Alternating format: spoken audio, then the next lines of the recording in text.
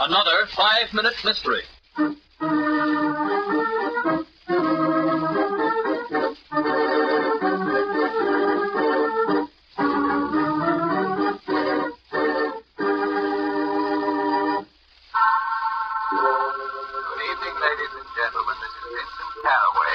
Mystery storyteller, inviting you back again for another tale of mystery and murder.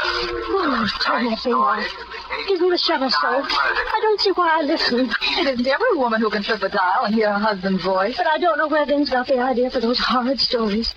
It's so depressing, it's making a nervous wreck out of me. Darling, you are in a state. What is it? I could have sworn I heard footsteps in the hallway. Oh, now, Joanna, this is preposterous. You mustn't let this get you. The lights! They've gone out! There is someone. It's someone right outside this door. Joanna! Joanna! Good heavens, she's dead!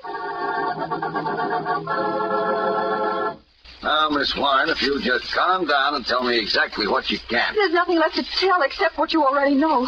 Hilda called you on the maid's phone, and then I called Mr. Carraway at the radio station from in here. Weren't you on the air, Mr. Carraway, at the time of the murder? Yes, I was just about finishing my show. I heard the phone ring from the studio and caught it just in time.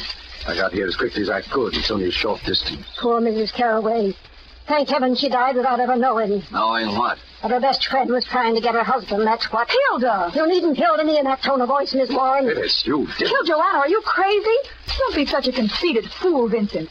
No man is worth murder.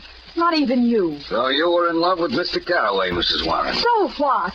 I might have wished her dead, but I didn't kill her. Mr. Carraway, you said you heard the phone from the studio and just got to the phone in time. Wasn't there anyone else to answer it? At this time of night, there is no one else at the station except myself and the engineer, and he, of course, is in the control booth on the next floor. I thought the engineers worked right off the studio. They usually do. However, I work for my own private studio just off my office. It's perfectly soundproof for broadcasting. Very considerate of your employers, I must say. Yes, it is. Of course, everyone isn't entitled to such privileges. Nor does anyone have such a good opportunity for murder. Murder? What are you talking about? Just this, Mr. Carraway. I'm arresting you for the murder of your wife. Why did the inspector accuse Vincent Carraway of the murder of his wife? In just a moment, we'll hear.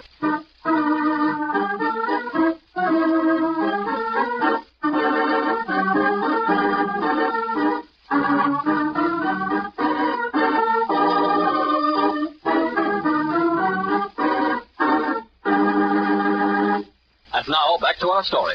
I was broadcasting over the air a mile away when my wife was shot. Thousands who heard my show can testify to that. Yes, thousands can testify they heard the voice of Vincent Carraway, but not the man. Because at the exact time you were lulling thousands to sleep by means of a record you'd made earlier, you raced to this house, stole in on your unsuspecting wife, shot her, and raced back to the studio in time to remove the record when it reached its end. Not even the engineer could see that it wasn't you before the microphone. You claimed to have heard the phone ring while you were still in the studio. But studios are entirely soundproof, Mr. Carraway. You couldn't possibly have heard that phone ringing in the next office.